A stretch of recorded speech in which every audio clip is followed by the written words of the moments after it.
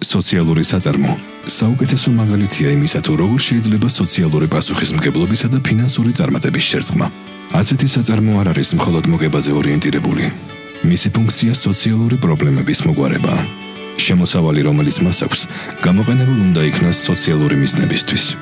სოციალური მეწარმეები არიან ადამიანები, რომლებსაც სურთ ინოვაციური მიდგომებით გადაწყვეტონ სოციალური პრობლემები და დახმარება გაუწიონ ადამიანებს, ვისაც ეს სჭირდებათ. ზოგიერთ ქვეყანაში სოციალური მეწარმეობა კარგად არის განვითარებული. ჩვენთან კი მხოლოდ ახლად გავს პირველ ნაბიჯებს. ტერმინი სოციალური მეწარმეობა გასული საუკუნის 70-იან წლებში დამკვიდრდა არასამთავრობო ორგანიზაციების მიერ.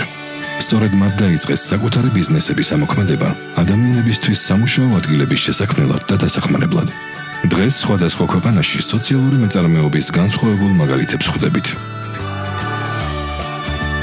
სოციალური ტრანსპორტი, რომელიც იმ ადამიანებისთვის შეიქმნა, ვისაც ეწლით გადაადგილება სჭირდებათ. ან სოციალური კაფე, სადაც შშმ პირები არიან დასაქმებულები.